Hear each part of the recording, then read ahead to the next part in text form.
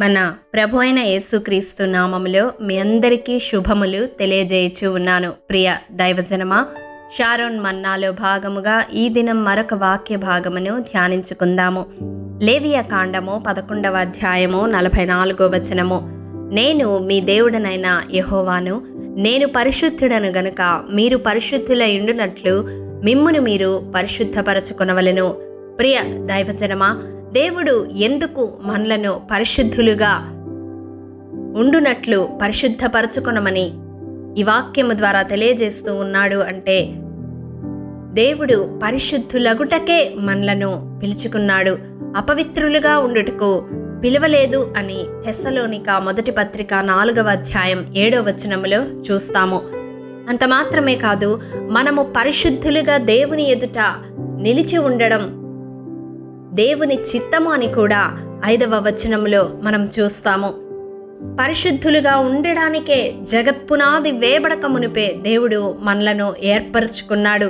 మరి ఆ పరిశుద్ధ జీవితాన్ని మన ప్రాణం ఉన్నంత వరకు దేవుని ఎదుట కొనసాగించే వారముగా ఉండాలి. అటువంటి ఆశ దేవుణ్ణి వెంబడిస్తున్న ప్రతి ఒక్క బిడ్డలో ఉంటుంది. కానీ ఏ విధంగా మనము పరిశుద్ధులముగా దేవుని ఎదుట జీవించగలము అని వాక్యపు వెలుగులో చూసినట్లయితే ఒక 3 విషయాలు మీకు జ్ఞాపకం చేస్తాను. మొదటగా పేతురు రాసిన మొదటి పత్రిక 1వ అధ్యాయము 2వ వచనం ప్రకారం దేవుని ఆత్మ వలన మనము పరిశుద్ధులుగా జీవించగలము. అవును, అనునిత్యము ఆత్మ దేవుని నడిపింపు ద్వారా మనలో ఉన్న పాపమును సరిచేసుకొని దేవుని ఎదుట నిందారహితముగా పరిశుద్ధులముగా జీవించడానికి అభ్యాసము చేసుకొనాలి. రెండవదిగా కొరింథీయులకు రాసిన 2వ పత్రిక 7వ అధ్యాయం 1వ వచనం ప్రకారం దేవుని భయముతో జీవించుట వలన పరిశుద్ధులముగా జీవించగలము. అవును, దేవుని భయము మనలో ఉంటే ఏ విధమైన పాపము చేయడానికి సాహసించము, ఏ విధమైన పాపము మనలను ఏలుబడి చేయలేదు. మూడవదిగా చూసినట్లయితే రోమాపత్రిక 6వ అధ్యాయము 19వ వచనం ప్రకారం మన అవయవములను నీతికి దాసులుగా అప్పగించుట ద్వారా దేవుని ఎదుట పరిశుద్ధులముగా జీవించగలము. ఈ వాక్యము వింటున్న ప్రియ సహోదరుడా, సహోదరి, రక్షణ పొందిన నాటి నుండి నేటి వరకు మన ఆత్మీయ జీవితాన్ని మనం ఒక్కసారి పరిశీలించుకుంటే ఎన్నో మార్లు దేవుని ఎదుట పరిశుద్ధముగా జీవించలేక తప్పిపోయిన వారముగా ఉంటాము. కానీ ప్రేమ కలిగిన దేవుడు ఈ దినం మన హృదయాలను ఈ వాక్యము ద్వారా సంధిస్తూ ఉన్నాడు.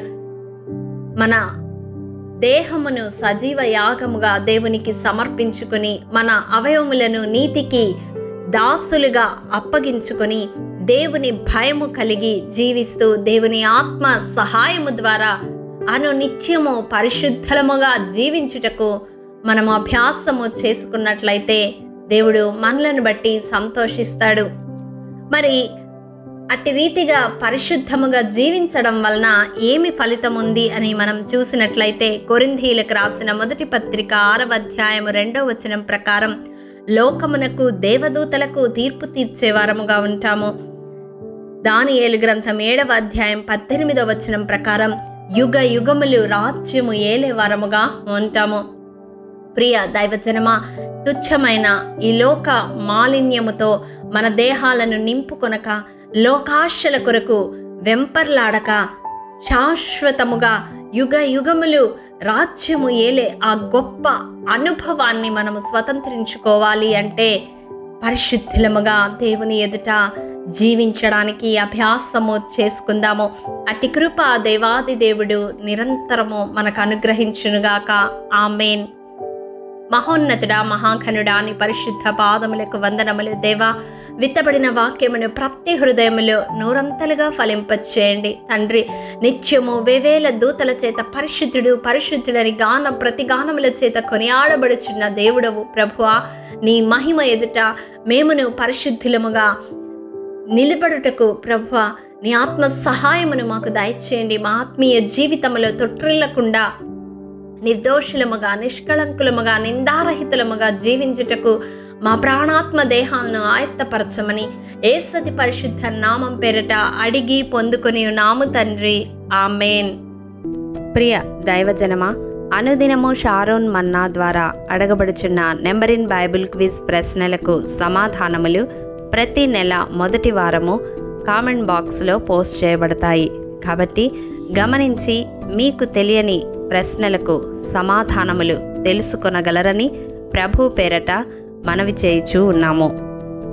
ప్రియ దైవజనమా, ఈ దినం నెంబర్ ఇన్ బైబిల్ క్విజ్ ప్రశ్న: దావీదు తన వద్ద ఉన్న 600 మందితో ప్రయాణమై గాతులోని ఏ రాజు వద్దకు వెళ్ళెను?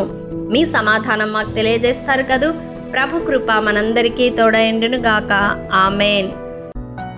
ప్రియ దైవజనమా, ఈ దినము జన్మదినము, వివాహ దినము జరుపుకుంటున్న వారికి షారోన్ గ్రూప్ తరపున హృదయపూర్వక శుభాకాంక్షలు తెలియజేయుచూ ఉన్నాము.